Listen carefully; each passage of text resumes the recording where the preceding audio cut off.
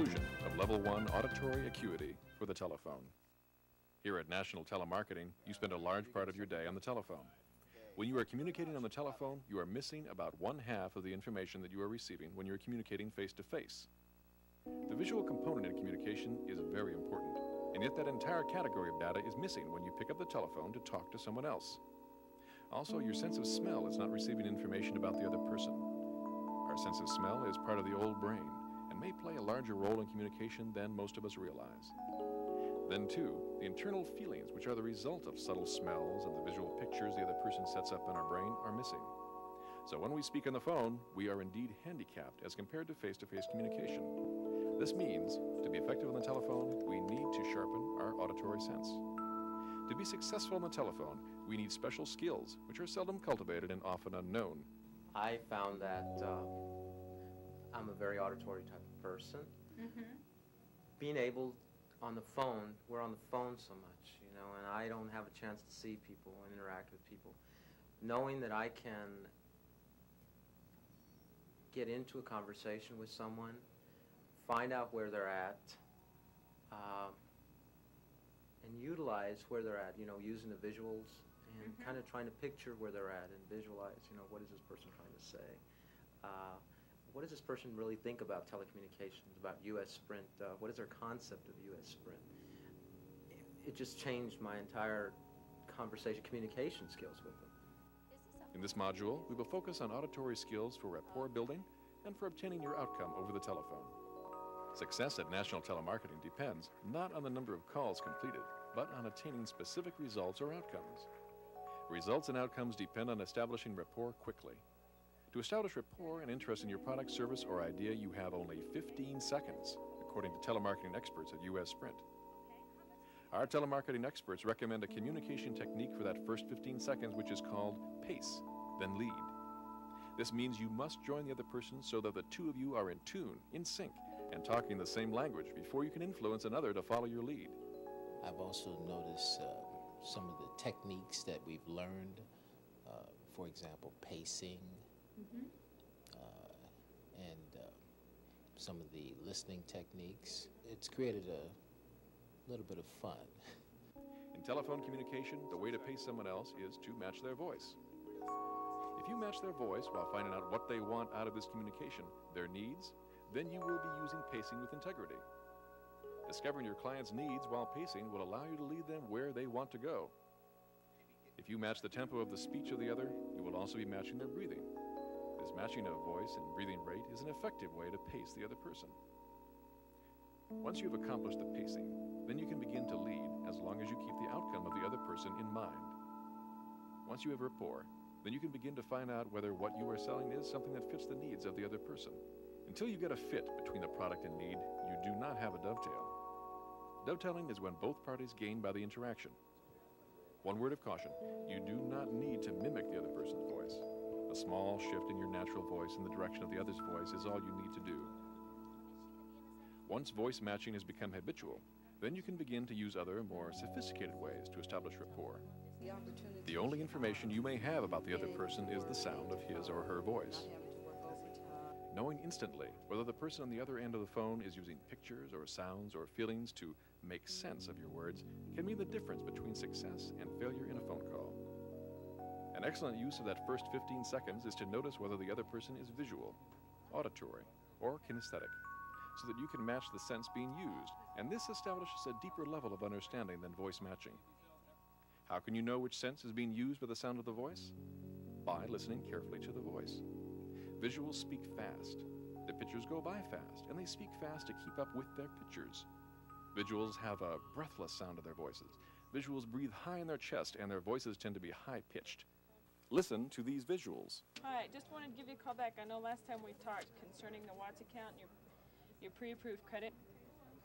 Have you had a chance to talk to anybody about that? Yes, ma'am. We're very proud of our fiber optic network. We're the only company that can offer you that 100% fiber optic. Okay, well, we have a program called Sprint Plus. It's for customers who bill at least $8 a month on their total bill. Since your bill with AT&T is usually $25 or more in a month, we can cut that down for you. Let me tell you a little bit about Sprint Plus.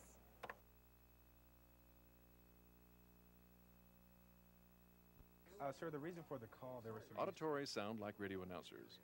They have melodious voices. Auditories breathe mid-chest and have a lovely sounding rhythm to their voices. Listen to this auditory. Sure, the quicker you could get to the meat of the matter, the faster you can learn his needs, the better off you are. Well, Sprint Plus is designed for people who spend at least $8 or more a month in long distance. It allows you to call out long distance getting charged flat rates, with the lowest rate starting after 5 p.m. Influence with Integrity helps you on the rapport side of selling. You follow what I'm saying, Gene? You know, that's where it helped me.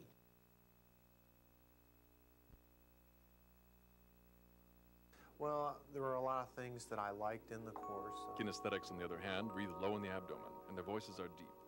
Kinesthetics have a tendency to speak slowly, and they pause now and then in order to get in touch with their feelings.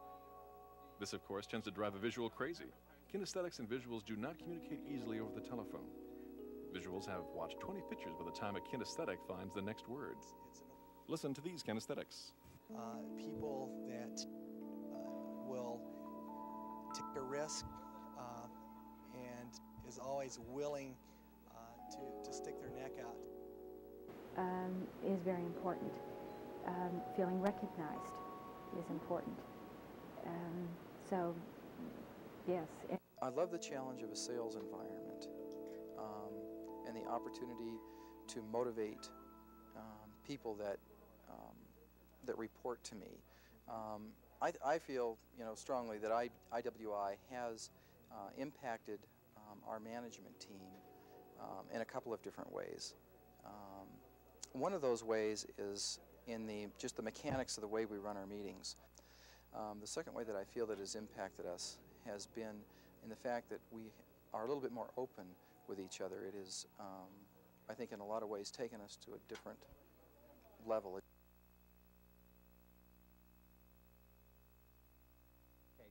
You have now watched and listened to visuals, auditories, and kinesthetics. We have selected 3 other people for you to listen to. Each will represent one of the 3 basic types of sensory preference. You will have a chance to guess which is which. You may want to close your eyes for a few words or a sentence. Here is person number 1. Let me get some information from you and I can establish an account for you. Approximately how much a month do you currently spend in long-distance service? And who is your present long-distance carrier? That's correct. We are currently running a no-risk guarantee promotion where we'll pay to switch you over to U.S. Sprint and try us out for 90 days, and if for any reason you're not totally satisfied with U.S. Sprint, we'll pay to switch you back.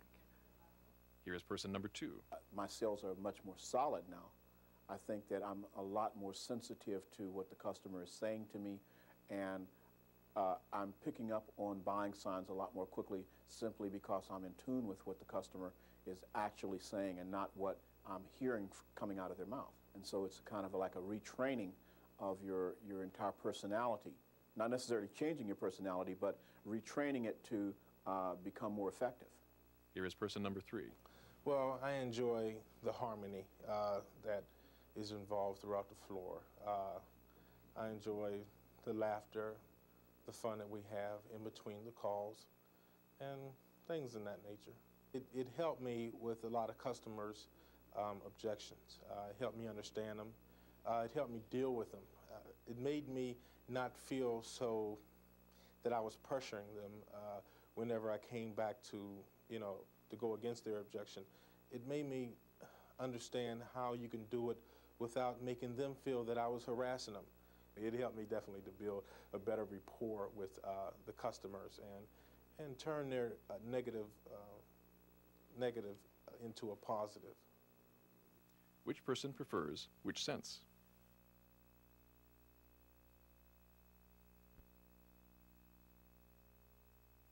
Person number 1 is a visual. She speaks fast and in a high-pitched voice. Person number 2 is an auditory. He speaks clearly and distinctly and has an agreeable mid-range voice. Person number 3 speaks slowly with pauses. His voice is deep and he talks about his feelings.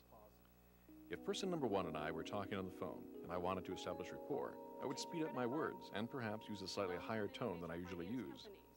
If I phoned and person number 2 answered, I would listen to my own voice to be sure that it sounded good to a discriminating ear like his. Discordant sounds turn auditories off. If, on the other hand, I were talking with person number 3 on the telephone, I would pause a lot and deepen my voice so that my words would give him a good feeling about me, my information, and the entire interaction. This is the polite way to communicate to someone else on the telephone. If you make it easy for them to hear you, they will enjoy the communication process, and rapport may very well occur because the two of you are on the same wavelength. Communication and understanding between two people over the telephone is an art form. So how's the weather where you're at today? It's raining and storming here. Oh, good news. Okay, give me the name of this that you would like to appear on the account. Continue to pay attention to voices, and in 1 to 3 months, you will have developed your auditory awareness to the point where you probably will be able to hear the subtle voice changes and respond appropriately. Let's review the characteristics of breathing and voices which reflect the favorite sensory modality of your telephone partner. Visuals breathe high in the chest and sound breathless. The voices are high and fast. Auditories breathe mid-chest and sound like radio announcers.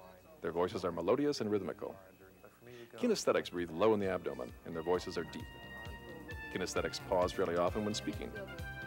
With this new information and dovetailing, your telephone relationships can be founded on mutual understanding, rapport, and shared outcomes. These qualities indicate that your communication is successful.